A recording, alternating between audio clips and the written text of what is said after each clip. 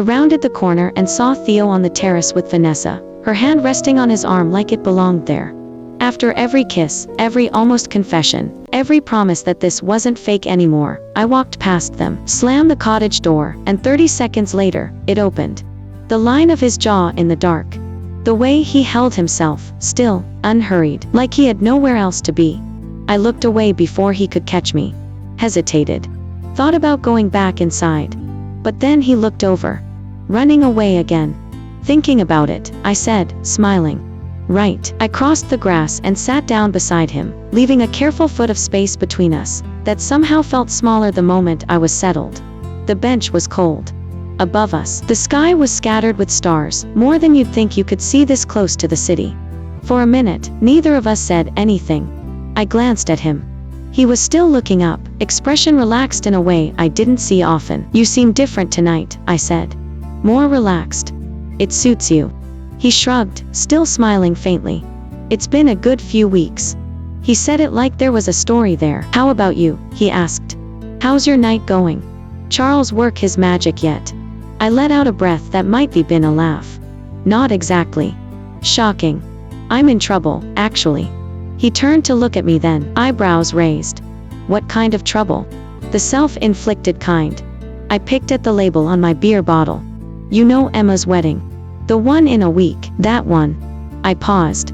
Took a breath. Charles asked me to go with him. As friends. I said no. And then I told him I was already going with someone. Are you? No. Theo chuckled. I panicked. You panicked and invented a date. Yes. He was quiet for a second. Then he started laughing, soft at first, then louder, his shoulders shaking. It's not funny, I said. It's a little funny. I'm serious. I don't know what to do. If I show up alone, he'll know I lied. And if I don't show up at all, it'll look like I'm hiding. The laughter faded. Theo studied me, his expression shifting into something more serious now. Is it over? With him? I hesitated. Actually over, he pressed. You two have been on and off for, what, a year?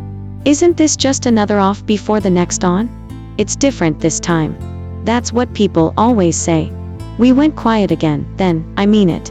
Tessa, you can't tell anyone, okay? I said. He stopped. Looked at me more carefully. Okay. I'm serious. No one knows. Not even Haley. I won't say anything, he said quietly. I promise. I believed him. I don't know why, but I really did. He cheated on me. The words came out flat. Matter of fact. Like I was reading them off a card. I walked in on him. His apartment. Some girl I'd never seen before. She was on her knees, and he had his, you know. You get the picture. The night air scraped my lungs. Saying it out loud made it real in a different way, stickier, uglier. I waited for him to flinch. I couldn't look at Theo. Couldn't see whatever was in his face, pity, disgust, awkwardness. So I stared at my hands instead. Theo was quiet for a long moment. When he finally spoke, his voice was different. Do you need me to go back in there and break his jaw? I looked up, startled. He wasn't looking at me anymore. He was staring toward the house, toward the lit windows, his jaw tight.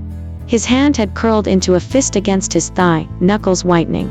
I hadn't seen Theo like this in a long time. This wasn't the Theo I'd gotten used to as an adult, measured, careful, always in control.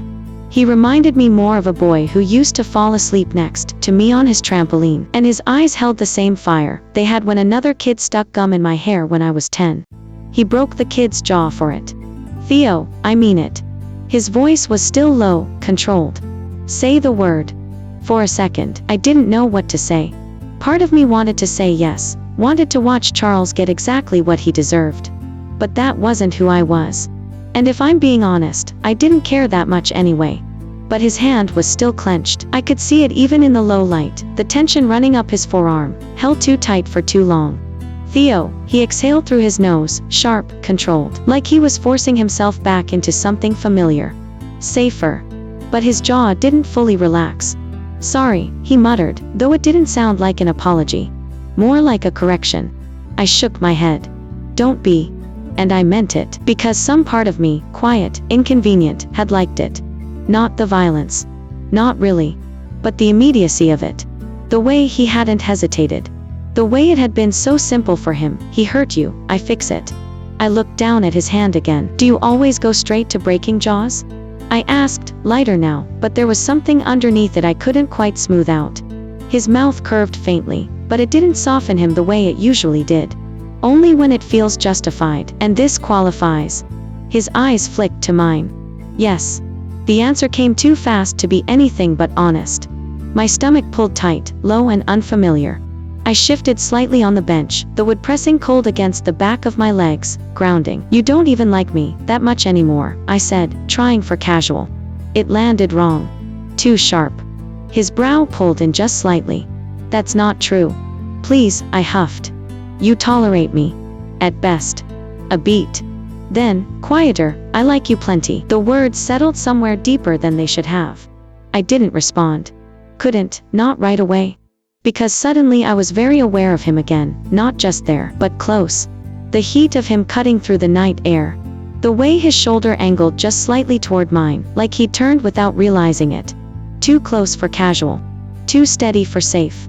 I swallowed, and before I could think it through, before I could soften it, or reshape it into something less reckless, I don't need you to hit him, I said finally. His jaw tightened. Then what do you need? I looked at him, a second too long. I need a boyfriend.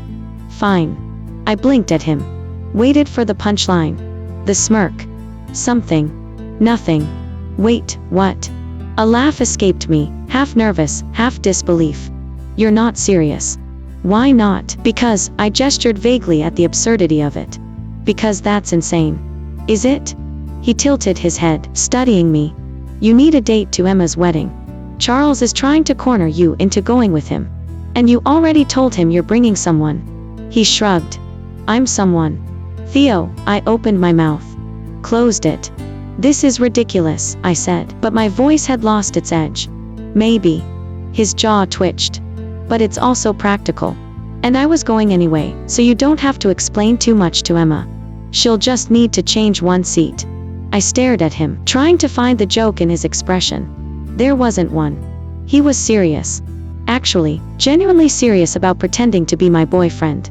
No one will believe us, I said finally. Why not? Because we barely talk. Because we're not, we don't. I gestured between us, searching for words. How would we even explain it? He turned to face me fully. His eyes caught the porch light, warm and steady.